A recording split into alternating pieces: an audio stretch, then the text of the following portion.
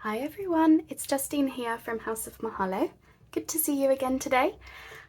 So basically I've just been having a little bit of a play with some of my Tim Holtz scraps, and I just thought I would pop the camera on because it might be, an interesting little thing for you to see. So basically I've been making these little specimen cards. I've got a real pressed flower in the window. And I've put a little eyelet in the corner because my thoughts for these were you could, tuck them into pockets, or maybe they could be little like dangles or things. And yeah, it was just a chance for me to use up some of my scraps, and I quite like how they turned out. So I thought I would just, pop the camera on and make some of these with you. So basically I've got some Tim Holtz. Now they make 3x3 squares.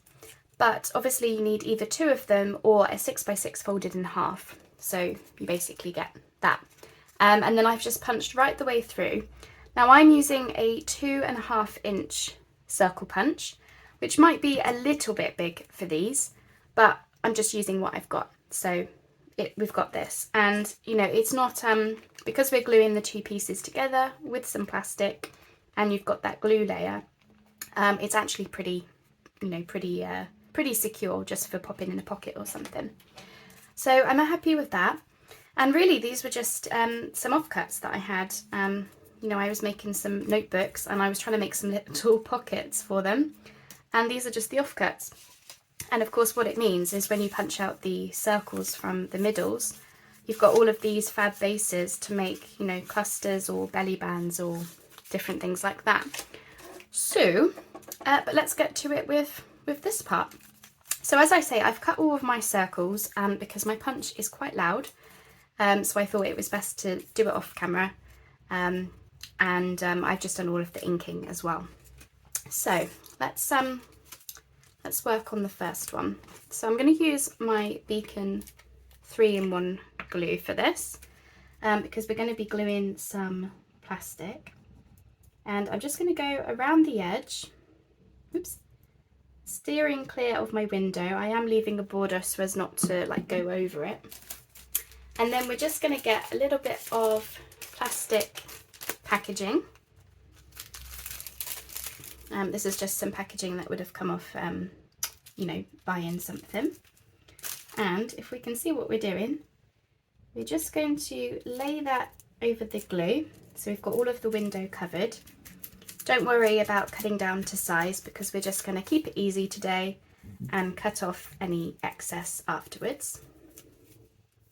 Okay, the only thing I will say is keep an eye on your fold line in the actual cardstock, because you don't want the plastic to go over that. So let me just cut mine off. It's where I didn't start with a straight line, you see, so just get rid of that. As I say, the rest can be cut off later. And then we want to do the exact same thing on the other side. I'm going to have to get another piece of plastic because that other piece isn't big enough. And again, just steering clear of our window. Just getting around the outside. You're going to have to do a thin layer because it's not, there's not a huge amount of room.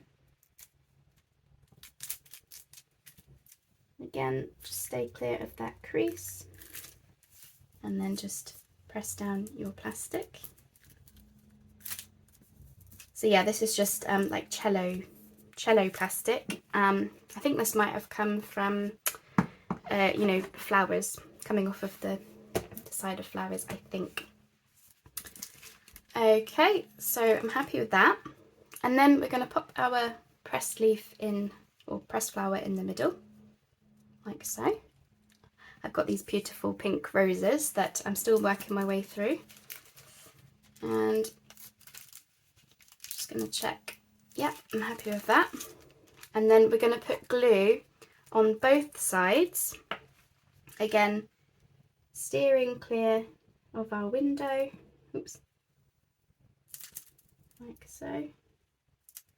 I'm going over the other side just because then it's definitely stuck down well, because there's not enough space to sew these. I mean, you could sew potentially, but I don't want to. I want to rely on the glue if I can. Okay, and then we're going to carefully keep our pressed flower in the right place and just fold that over and just squidge down. But I'm not pressing like really hard because I don't want the glue to spurt out every which way. Okay, and then we're simply going to cut off any excess, just following the line of your specimen card, I guess is what we should call them, like so. So be careful not to cut into it, and then just give it a final ink around.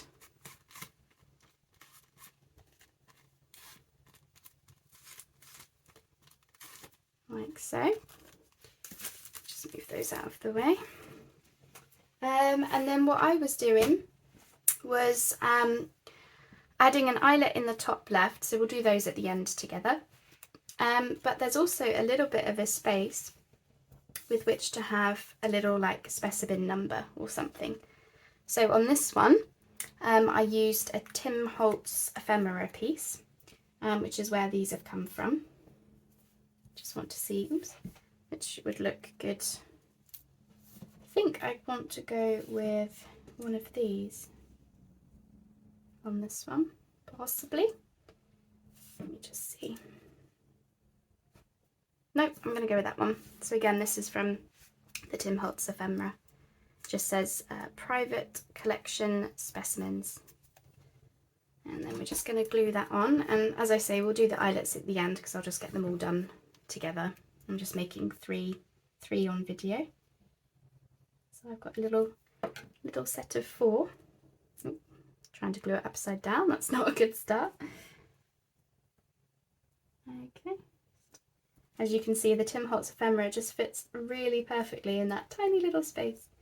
But you could have like a little short word or a short like numbers, you know.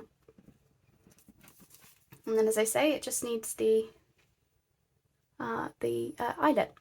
So yeah, should we do a couple more and then we'll get the eyelets in. Yeah, just a very, very short, sweet, simple make today, just for a little bit of a something. And yeah, I was happy with how it turned out, so I thought, you know, I'll just do a video just in case it gives you some ideas. Okay, so we're going to come in with our plastic again. Oops.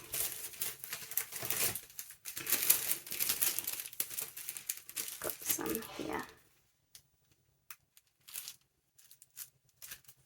I have a whole sheet of this plastic stuff, which is helpful for me because I'm forever making specimen cards and window type things, as you know. So I'm just going to cut along there roughly because I'm going to use this piece for the other side as well. So there we go. And if you do get glue on your window, it happens to me almost every single time, then don't worry about it. Just before you close up anything, make sure that you've gone over it with some kind of wipe. I just use baby wipes because it's just what I have. But you know, an alcohol wipe or something like that would be just fine. As I say, I'm always going over my window with the glue. So the trouble with the Fabri-Tac or the beacon is I swear it leaves little like trails. I swear it does. Okay, and I'm just going to glue those up.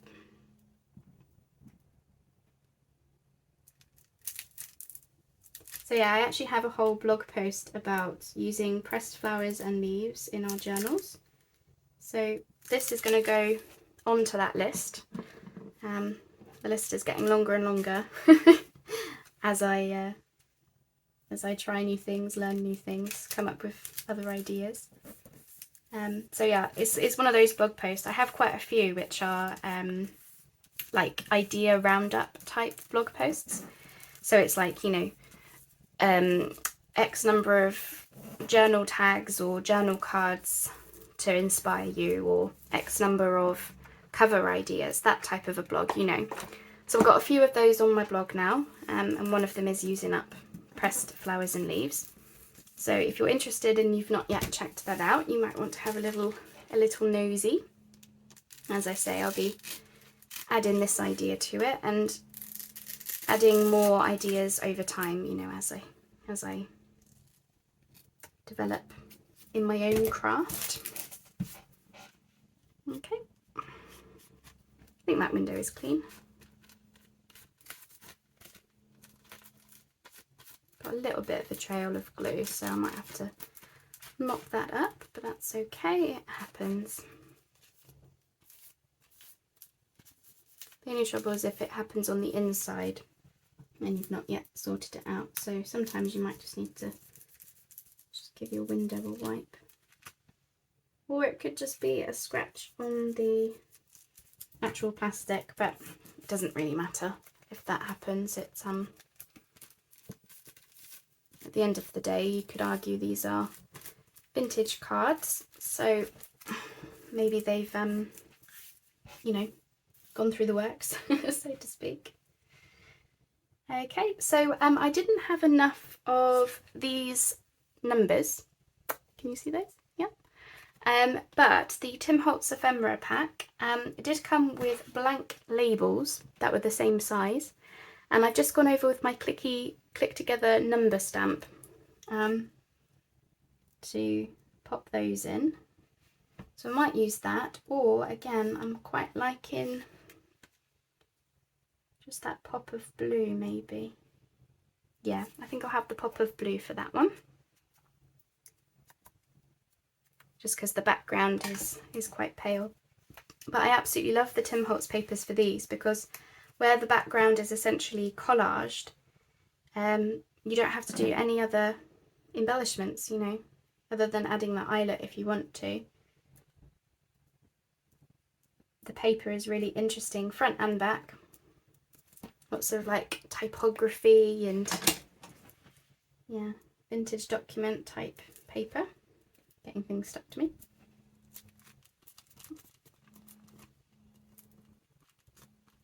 That's that one. That one's trimming a bit. There we are. There we go. That's that one. And the final one. So yeah, just a really simple make. You could knock up a bunch of these as a mass make quite easily, which is always a nice thing, I think. And just have them in your stash ready to add to your journals and things. This type of thing will always sit well with me because, as I say, I do a lot of botanicals and such like, so I'm always looking for ways to use real nature in my journals or make this kind of thing, you know. Have I got another piece? Yes, I do. So if you do decide to give these a go, I hope you have fun making them. As I say, they're a 3x3 square. I used a 2.5 inch punch, which might be a little bit on the large side, but I was just using what I've got kind of thing.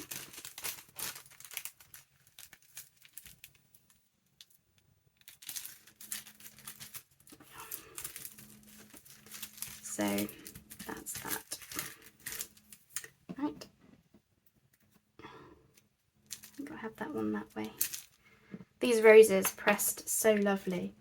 It's funny, I'd completely forgotten that I'd pressed them until I did my Sort It Out Saturday series, and I found them in my cupboard,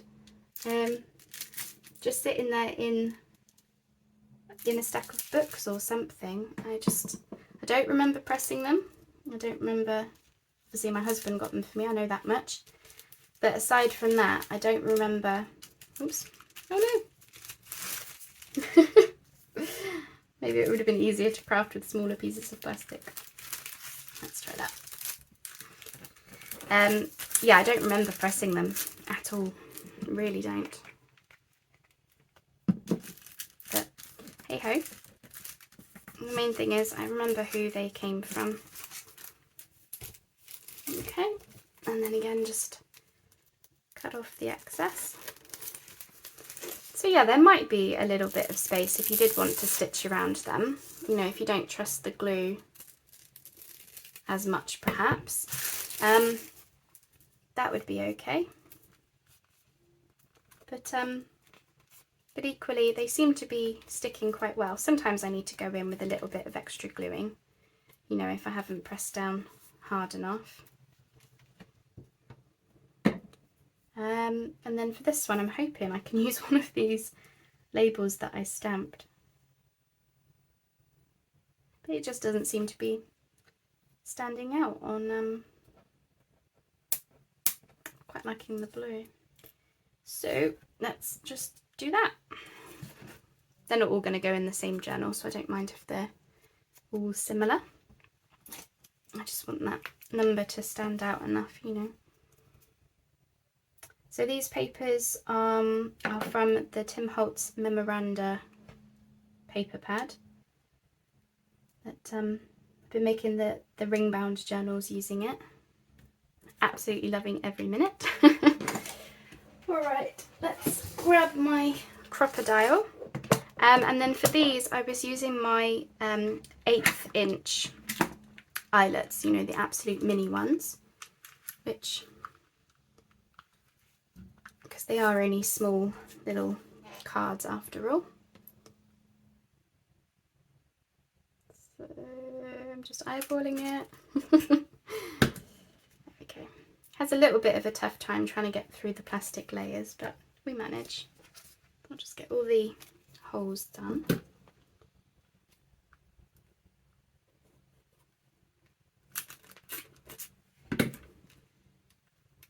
You don't have to do the eyelet part at all. Oh, I need to glue that one. Need a little bit of extra gluing. Oops. Okay, I'll just get the eyelets in and then I can go in with my thinner nozzle as I need to of glue. Okay, and have I got it on the right setting? C4 is what I'm using. So, my crocodile unfortunately is a little bit broken on me, so I have to do everything upside down in order to get it to work right. It's like, I think the spring in it has gone or something. But there we are, that's in.